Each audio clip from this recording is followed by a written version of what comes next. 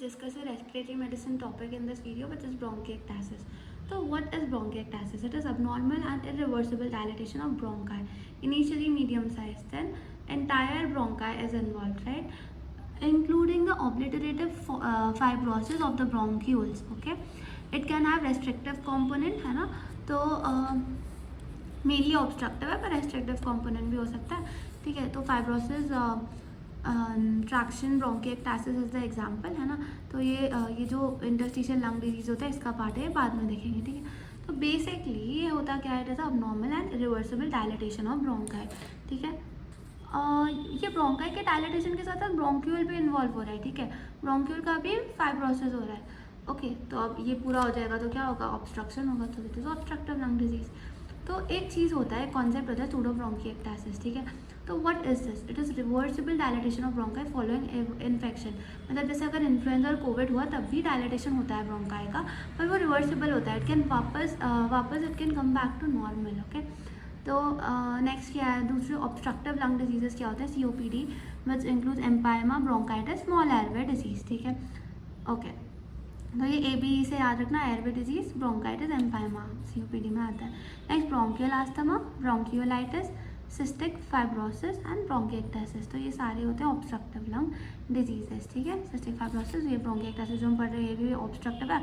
Asthma, bronchial asthma, bronchiolitis, COPD सब ये disease में आते हैं, ठीक है. नेक्स्ट इडियोपैथोलॉजी, पैथोजेनेसिस क्या है इसका देखते हैं, ठीक है.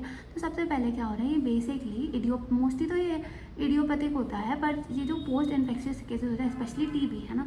तो ये जो ट्यूबरकुलोसिस का इन्फेक्शन होता है, इसकी वजह से क्या होगा, जब भी इन्फेक्शन होता है तो साइटोकाइंस वगैरह रिलीज होंगे, इन्फ्लेमेटरी प्रोसेस स्टार्ट होता है ना. तो अब क्या हो रहा है, इन्फ्लेमेशन की वजह से there is loss of smooth muscle and elastic tissues in bronchi. Bronchiole and bronchi both have smooth muscles, ठीक है.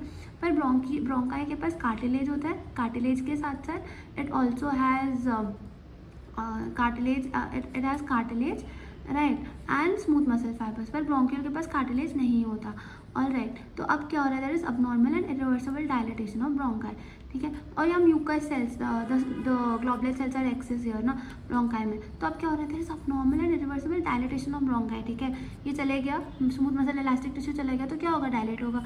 अब डायलेट होने के बाद क्या हो रहा है, 3 मेन फैक्टर्स है. There is loss of cilia loss होगा तो क्या होगा, म्यूकोसीलियरी एस्केलेटर मैकेनिज्म नहीं होगा.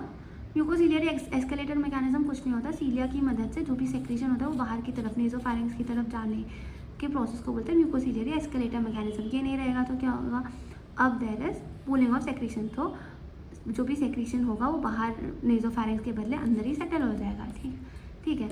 अब क्या हो रहा है, there is weakening and inflammation of bronchial wall, ठीक है. अब इस and there is also globular cell hyperplasia, मतलब ग्लोबुलर सेल्स इंक्रीज हो रहे हैं नंबर में, तो there is mucus hyper secretion. अब अगर म्यूकस ज़्यादा होगा तो ऑब्स्ट्रक्शन ऑफ एयरवे होगा, ठीक है. अब ये पूरे मैकेनिज्म्स की मदद से माइक्रोबियल ये सारा जो सेक्रेशन है इसके ऊपर क्या होगा, माइक्रोबियल कोलोनाइजेशन. ये हुआ तो क्या होगा, इन्फेक्शन, और ज़्यादा इन्फेक्शन बढ़ेगा, फिर इन्फ्लेमेशन, फिर एक विशियस साइकिल है, वापस से स्मूथ मसल ये लॉस होगा, फिर डायलिटेशन होगा ब्रोंकाई का. ये सब एक विशियस साइकिल है, ठीक है, हो गया. फिर अब टाइप्स क्या क्या होते हैं, टाइप्स में 3 टाइप है मेनली, ठीक है. ट्यूब्यूलर या सिस्टिक टाइप या सिलेंड्रिकल टाइप, ठीक है. मतलब सिलेंड्रिकली होता है ना ब्रोंकाई, तो वहाँ पे बस ऐसे डायलेट हो जाएगा, ठीक है. तो this is cystic. Next varicose veins, हमें पता है ना ऐसे टाइप का ही होगा. नेक्स्ट सिस्टिक डायलिटेशन, ये ज़्यादातर बच्चों में दिखता है, ठीक है. अब और क्लबिंग भी बच्चों में ही दिखेगा, ठीक है. ओके, तो in adult the clubbing is absent. Adult bronchiectasis में ये सिस्टिक डायलिटेशन अगर हुआ तो क्लबिंग नहीं होगा, ठीक है. पर ये mostly it's seen in children. Okay, next types, ये टाइप्स हो गया. अब इट इज़ यूजुअली यूनिलैटरल, मतलब एक लंग इन्वॉल्व होता है, पर बायलैटरल भी हो सकता है. Most common lobe involve is left lower lobe, ठीक है. अब फीमेल्स में ज़्यादातर कॉमन होता है, मिडिल एज फीमेल्स में 50 to 70 years. This is the basic of bronchiectasis. तो अब क्या होता है, देयर इज समथिंग कॉल्ड, अब इटियोलॉजी में, पीडियाट्रिक इटियोलॉजी में क्या क्या होता है, तो पोस्ट इन्फेक्टिव मतलब पर्ट्यूसिस मीजल्स के बाद.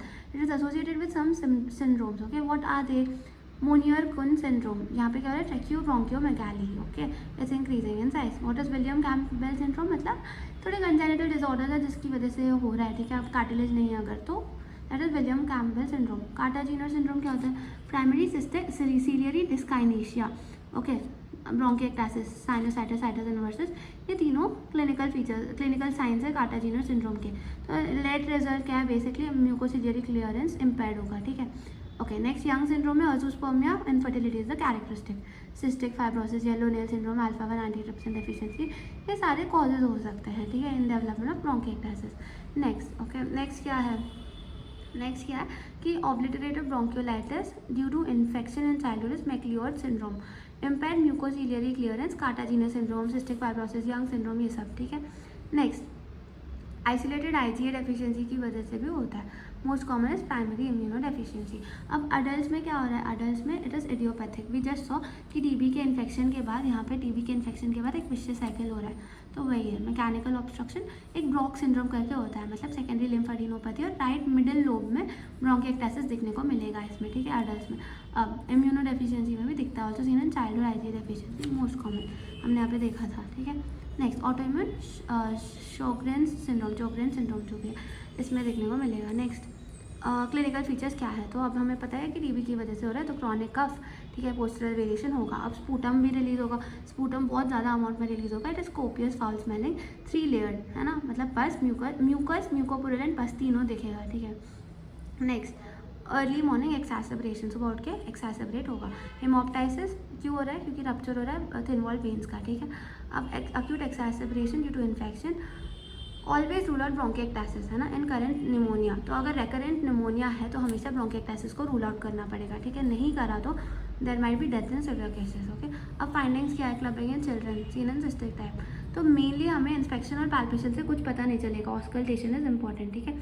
तो ऑस्कल्टेशन में मुझे क्या देखने को मिलेगा, I can see early and mid inspiratory coarse crackles follow and diffuse bronchi, ठीक है, तो different type of lung sound सुनाई देंगे, ठीक है। और अगर मुझे लोअर लोब में, लेफ्ट लोअर लोब में कॉमन है, अगर मुझे वहाँ पे देखना है तो मैं क्या करूँगी, मैं पीछे की तरफ रखूँगी स्टेथ को, ठीक है, स्कैपुला के नीचे और एक्सेला में, बिकॉज वाई, क्योंकि हमें ये जो अपना इंफीरियर लोब होता है ना, ये पोस्टीरियरली लोकेटेड होता है, थोड़ा पोस्टीरियर साइड में होता है, ठीक है। तो bronchiectasis with hemoptysis and cough, obviously TB, allergic bronchopulmonary aspergillus, central proximal upper lobe bronchiectasis, usually bilateral, can go with interstitial lung disease, जो हमने देखा वही बोल रहे हैं, ठीक है। नेक्स्ट, मैनेजमेंट हम क्या करेंगे, एक्सरे में सेंसिटिविटी कम होता है, ठीक है, तो हम करेंगे CT, कौन सा CT, volumetric multi detector helical CT, ठीक है। यहाँ पे हमें क्या दिखेगा, airway dilatation, lack of bronchial tapering, signet ring sign दिखता है, ठीक है, यही है, देख ट्रैम्प ट्रैक साइन दिखेगा, mucus finger and glove appearance दिखता है एक्सरे में, okay, dilated airways with lack of tapering. Next, complication, cor pulmonale massive hemoptysis, especially in dry bronchiectasis, empyema with bronchopleural fistula, secondary amyloidosis, lung abscess, ये सारे complications है, ठीक है। Heart failure दिख रहा है, हेमोप्टाइसिस दिखेगा, एम्पायमा दिखेगा, सेकेंडरी अमाइलोइडोसिस दिखेगा, लंग एब्सेस, ये सब। नेक्स्ट, ट्रीटमेंट, मेन से ट्रीटमेंट क्या है, एयरवे क्लियरेंस, ऑब्वियसली एयरवे को क्लियर करो, ठीक है, nebulize 7% hypertonic saline, steam inhalation, flutter valve से हम एयरवे को क्लियर कर रहे हैं, ठीक है। अब recombinant human DNA, cystic fibrosis associated bronchiectasis, recombinant human DNA is nebulized gentamicin as prophylaxis, gentamicin दे सकते हैं। Surgery, localized resection for localized bronchiectasis, ठीक है। अब एंटीबायोटिक कौन से दे सकते हैं, ब्रॉड, ये बीटा लैक्टम दे सकते हैं, macrolides and penicillin, reach effective concentration within lung and bronchial mucosa, ठीक है। अब इम्यूनोमोड्यूलेटरी एक्शन 6 से 9 महीने लगते हैं, ठीक है। नेक्स्ट, रिकमेंडेशन है 6 to 9 मंथ्स। नेक्स्ट, ये जो इन्फेक्शन होता है, ये ऑर्गेनिज्म जो होते हैं, सबसे ज़्यादा सूडोमोनास होता है, फिर हीमोफिलस इन्फ्लुएंजा, फिर स्ट्रेप्टोकोकल निमोनिया, डन।